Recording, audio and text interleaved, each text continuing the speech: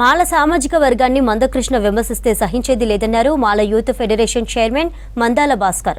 SC వర్గీకరణకు supreme court ద్వారా కాకుండా పార్లమెంట్లో చట్టం చేసి పరిష్కారమయ్యే దిశగా కృషి చేయాలని సూచించారు. మాలలను రెచ్చగొట్టే విధంగా మాట్లాడితే ఊరుకోబోమని మందాల భాస్కర్ అన్నారు.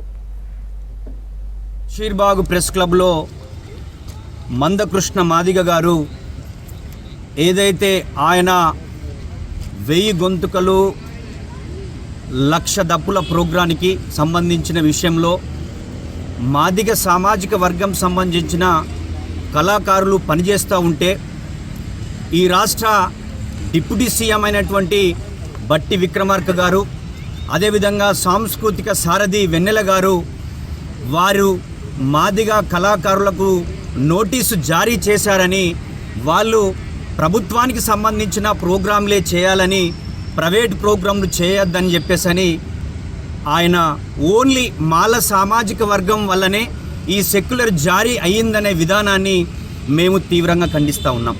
ముఖ్యంగా ఇంతకుముందు బీఆర్ఎస్ ప్రభుత్వం కానీ ఇప్పుడున్నటువంటి కాంగ్రెస్ పార్టీ కానీ ఆ యొక్క ఎవరైతే ప్రభుత్వం గుర్తించినటువంటి కళాకారులు ఉన్నారో ఆ కళాకారులు ప్రభుత్వం యొక్క స్కీములు, ప్రభుత్వం యొక్క విధానాలన్నీ ప్రజలలోకి తీసుకెళ్లడానికే ఆ యొక్క ఉద్యోగాలు క్రియేట్ చేశారు తెలంగాణ ఉద్యమంలో ఉన్నటువంటి కవులు కళాకారులకు సంబంధించి.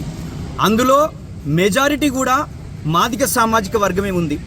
మందకృష్ణ గారు ఈ మధ్యలో మాట్లాడుతూ మాల సామాజిక వర్గానికి సంబంధించిన కాంగ్రెస్ పార్టీలో ఉన్నటువంటి బట్టి విక్రమార్క కానీ, అదేవిధంగా మన వెన్నెల గారు కానీ, ఇంకో కొంతమంది ఎమ్మెల్యేలు కానీ ఏ రోజు కూడా మాల సామాజిక వర్గం మీటింగ్లో కానీ ఎప్పుడు కూడా వచ్చి మాట్లాడింది లేదు.